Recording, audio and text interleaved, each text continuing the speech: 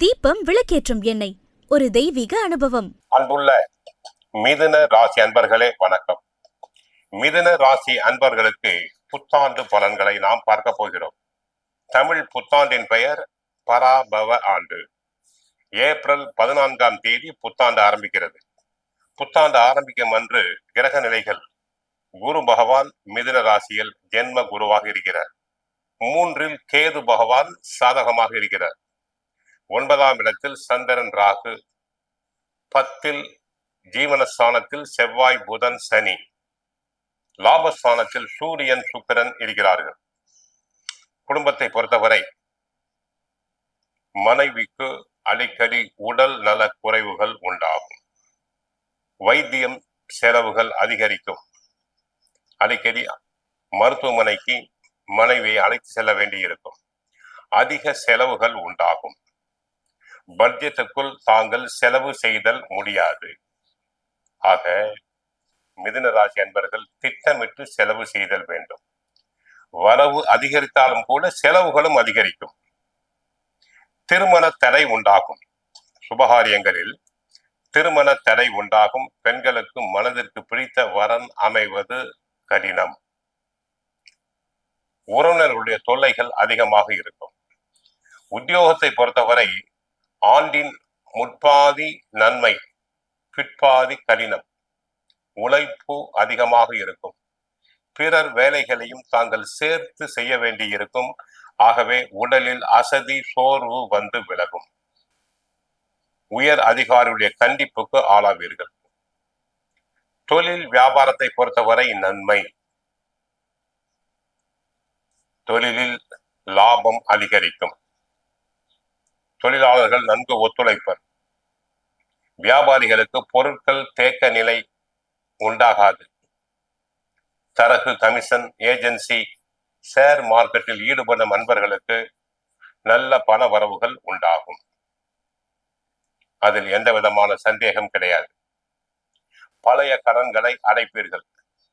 கலைத்துறை அன்பர்களுக்கு நல்ல வாய்ப்புகள் கூடி வரும். சிலர் கலைத்துறை சம்பந்தமாக வெளி மாநிலங்கள், வெளிநாடுகளுக்கு சென்று வரலாம்.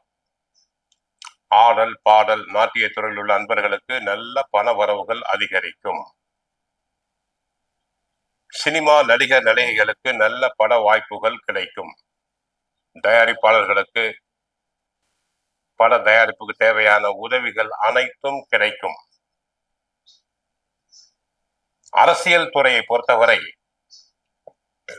அரசியல் துறை சம்பந்தப்பட்ட கிரக நிலைகள் சாதகமாக இருப்பதால் அரசியல் துறையில் புகழ் பெறுவீர்கள். கட்சிக்குள் புகழ், செல்வாக்கு அதிகரிக்கும். தங்களின் ஆலோசனைகள் ஏற்கப்படும்.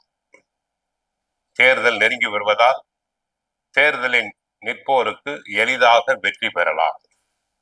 மாணவ மாணவியர்களுக்கு நன்மை. நன்றாக படிப்பர், நல்ல மதிப்பெண்களை பெறுவர். போட்டித் தேர்வுகளில் கலந்து கொண்டு வெற்றி பெறுவர். சிலருக்கு அரசு உத்தியோகம் கிடைக்கும். சிலர் உயர் கல்விக்காக வெளி மாநிலங்கள், வெளிநாடுகளுக்கு சென்று வரலாம்.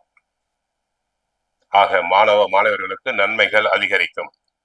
விவசாயத்தை பொறுத்தவரை விவசாயம் சம்பந்தப்பட்ட கிரகங்கள் சூரியனும் செவ்வாயும் சாதகமாக இருப்பதால் நன்மைகள் அதிகரிக்கும். விளைச்சல் அதிகரிக்கும். மகசூல் பெருகும். விவசாயத்துக்கு தேவையான தண்ணீர் பற்றாக்குறை எதுவுமே இருக்காது. உரங்கள் தாராளமாக கிடைக்கும். கால்நடைகள் அபிவிருத்தி அடையும். பெண்களுக்கு, மிதுனராசி பெண்களுக்கு உடல் ஆரோக்கியத்தில் மட்டும் கவனம் செலுத்துங்கள். சிறு உபாதை என்றாலும் உடனே மருத்துவமனை சென்று மருத்துவரை சந்தித்து சிகிச்சை எடுத்துக்கொள்ளுதல் வேண்டும். ஆக மொத்தம் மிதுனராசி அன்பர்களுக்கு குடும்பத்தில் அதிக செலவுகள் உண்டாகும். மனைவிக்கு உடல் நலக்குறைவு உண்டாகும். திருமண தடை தாமதங்கள் உண்டாகி அதன் பின்புதான் காரியம் சாதகமாக முடியும். உத்தியோகத்தை பொறுத்தவரை ஆண்டின் முற்பாதி நன்மை, பிற்பாதி கடினம். தினமும் சுந்தரகாண்டம், பகவத்கீதை படியுங்கள். கஷ்டங்கள் அனைத்தும் குறையும்.